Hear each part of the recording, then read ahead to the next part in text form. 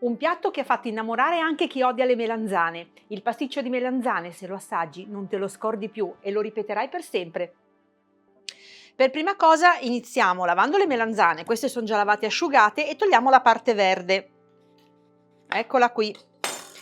Poi dobbiamo tagliare le melanzane a fettine di almeno mezzo centimetro di spessore, perché poi le andremo a cuocere nel forno anziché friggerle, così rimarranno un pochino più leggere. Quindi possiamo tagliarle tranquillamente con il coltello, perché poi una volta messe nel forno un po' si assottigliano, quindi non fatele troppo sottili, altrimenti non vi rimane poi neanche una fettina integra.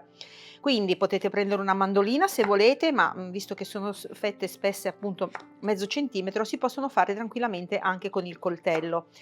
Cosa ancora migliore, se avete a casa un'affettatrice, ecco, con l'affettatrice fate prima e vi vengono sicuramente tutte dello stesso spessore. Iniziamo poi a metterle su una teglia foderata con carta forno senza sovrapporle, le mettiamo una vicino all'altra, in questo modo. E siccome poi andiamo ad aggiungere tanti altri ingredienti saporiti, io non le salo, ci metto soltanto sopra un po' di olio.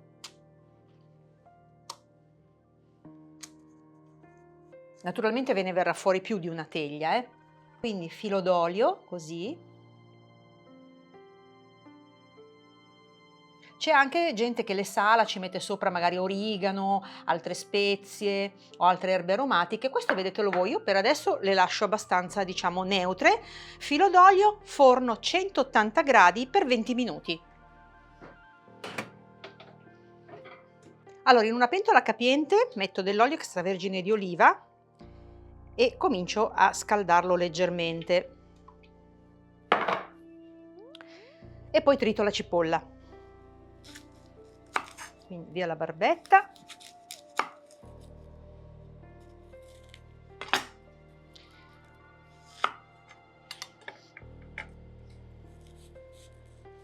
Adesso la tritiamo.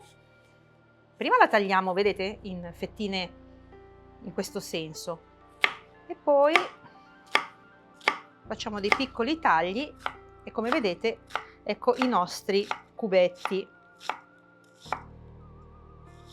Quindi prima tagli orizzontali, poi verticali e poi si trita. Ecco, tritiamo un po' più finemente e cominciamo a piangere.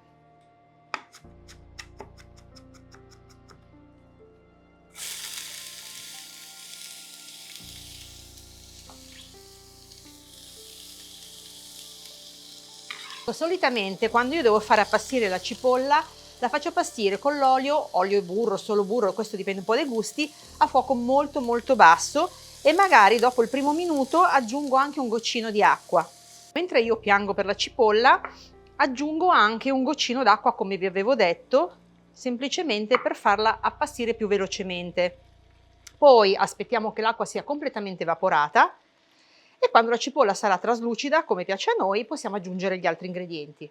Adesso cosa faccio? Ci sbriciolo dentro la salsiccia, sempre un fuoco dolce, perché non dobbiamo bruciare la cipolla, e io uso delle salamelle perché sono molto saporite, però volendo, se non trovate la salsiccia o non vi piace, potete usare della carne trita. Manzo, maiale, mista, come volete. Ecco, quindi adesso sbriciolo la salsiccia al suo interno e poi mescolo, ovviamente, per spezzettarla ancora più finemente e per farla rosolare giusto un po', fare prendere un po' di sapore. Adesso cominciamo a mischiare e spezzettiamo ulteriormente con il mestolo appunto la salsiccia per farla diventare un pochino più piccola, fare dei pezzetti più piccoli e la facciamo rosolare. Ci vorrà almeno una decina di minuti. Come vedete la salsiccia si sta rosolando ed è anche più piccolina, a pezzetti più piccoli. Adesso aggiungo un po' di timo, vado a sfogliarlo.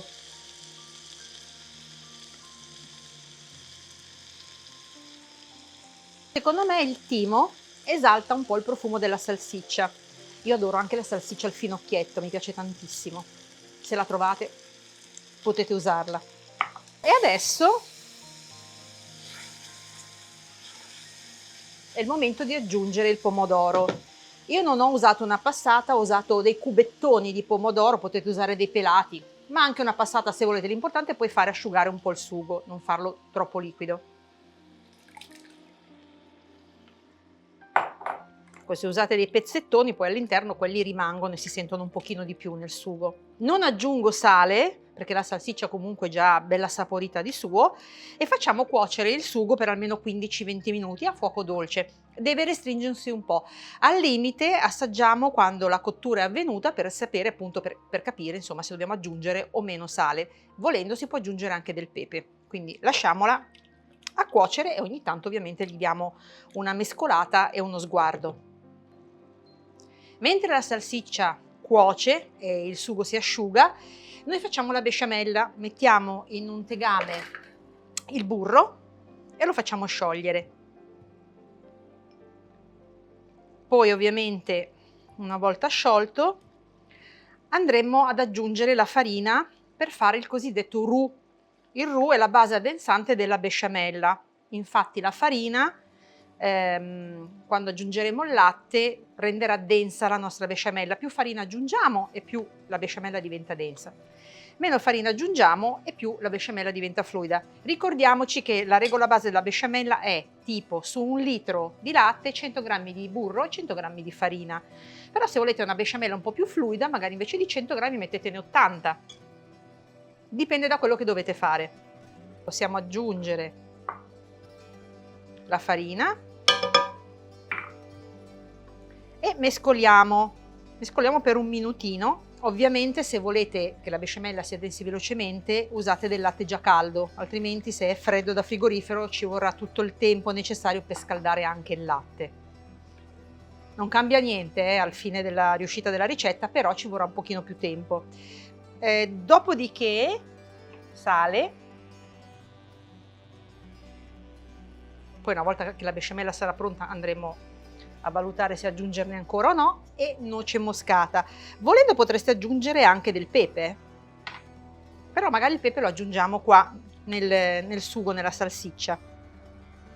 Ecco, io adesso ho aggiunto tutto quello che serve alla besciamella per addensarsi ed essere saporita. Quindi mescolo, sempre a fuoco dolce, fino a che non si addensa. Besciamella pronta, la versiamo in una ciotolina. Come vedete io non l'ho fatta troppo densa, perché tanto poi si addensa da sola con il tempo, quindi questa è pronta. Vediamo se il nostro sugo, ci siamo quasi. Intanto spegnerò tra 5 minuti il fuoco, ma possiamo già aggiungere un po' di basilico spezzettato.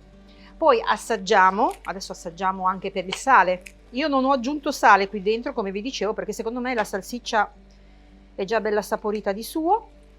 Valutiamo. Ecco, il sugo deve essere bello denso, Io non aggiungo sale, perché mi sembra già a posto. Aggiungo soltanto un pochino di pepe. E poi fra 2 minuti possiamo spegnere e abbiamo anche il nostro sugo pronto. Eccoci qua. Possiamo spegnere il fuoco. Guardate, vedete che il ragù è bello denso, non è acquoso. Lo verso dentro a questa ciotolina qui.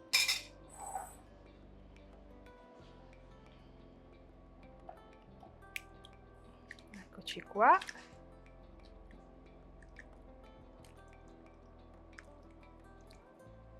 Qui abbiamo tutti gli ingredienti che ci servono per formare appunto il nostro pasticcio di melanzane. Besciamella, quindi ragù fatto con la salsiccia, molto semplice. Prendiamo una grattugia campana. Io ho scelto da mettere all'interno appunto del nostro pasticcio dell'Emmental e della fontina, ma anche qui se non li trovate, se non vi piacciono, provola dolce, provola affumicata, qualsiasi altro. Non metterei la mozzarella perché la mozzarella secondo me rilascia molta acqua in cottura, però insomma potete usare formaggi simili oppure quelli del vostro territorio.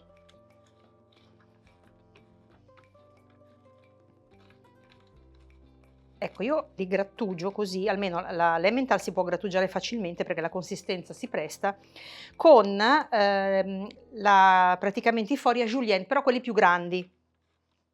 Così poi vi viene anche comodo da sparpagliare praticamente sui vari strati.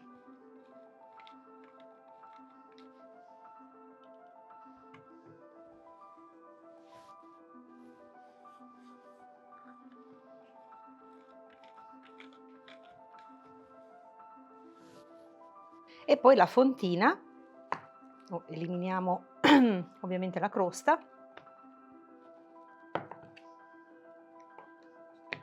E possiamo grattugiare anche lei. Perfetto, qui abbiamo la nostra teglia, ci mettiamo sotto un po' di olio, un filo così,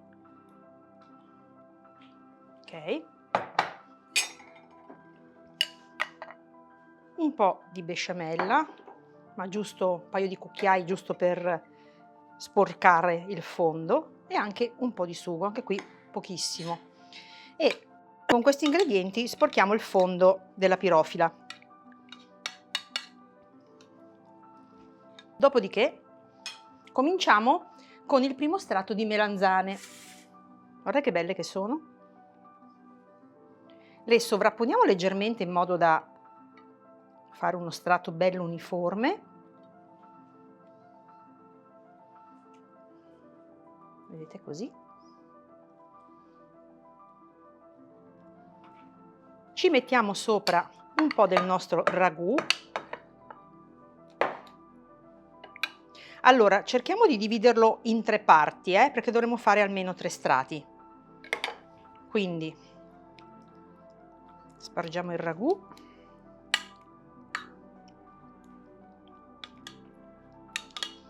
Sopra al sugo ci mettiamo un po' di parmigiano.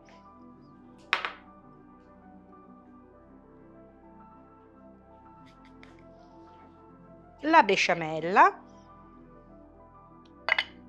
Anche qui dobbiamo cercare di dividerla in 3 parti.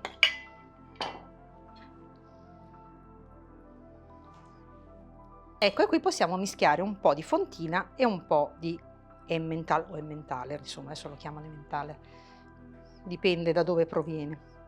Dopo il formaggio ripetiamo esattamente lo strato che abbiamo fatto prima, quindi melanzane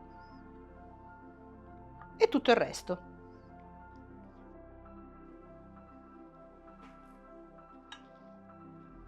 Diciamo che il secondo strato è identico al primo.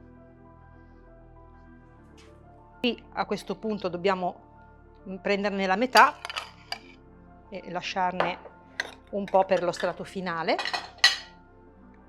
Spargiamo di nuovo. Io ho già l'acquolina in bocca, non so voi. Ah, ecco, un'altra cosa che potete fare è fare anche pecorino e parmigiano mischiati, se vi piace. La besciamella però, abbiamo detto che metà la possiamo usare. E abbiamo detto fontina e Emmental. Anche il groviere è buonissimo, per esempio.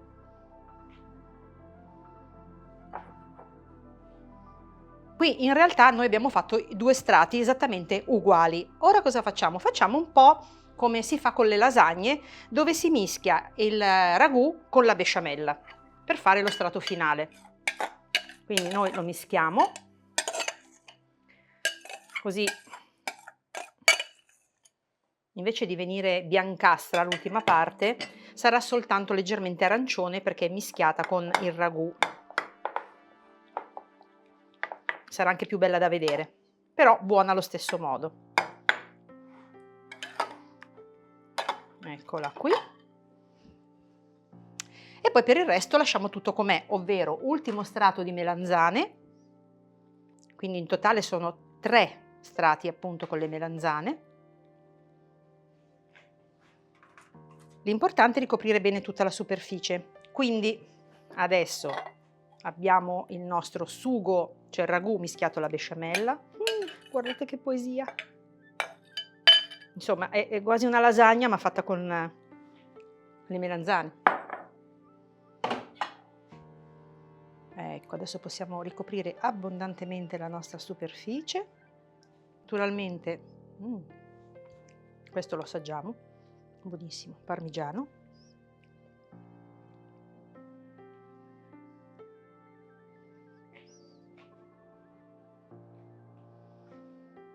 E poi finiamo appunto con un po' di fontina e un po' di Emmental, che anche loro faranno la loro parte, come vi dicevo. Non vedo l'ora di assaggiarlo. Allora, adesso lo inforniamo a 180 gradi nel forno statico per circa 30-35 minuti. Insomma, quando comincia a formarsi sopra una bella crosticina dorata, lo possiamo togliere.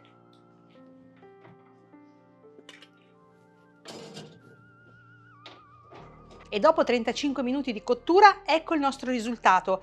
Lasciate, diciamo, riposare il vostro pasticcio per almeno una decina di minuti, in modo che si assesti, sia anche più semplice poi da tagliare e da sformare. E adesso siamo tutti curiosi di vedere come sarà. Prima tagliamo con un coltello.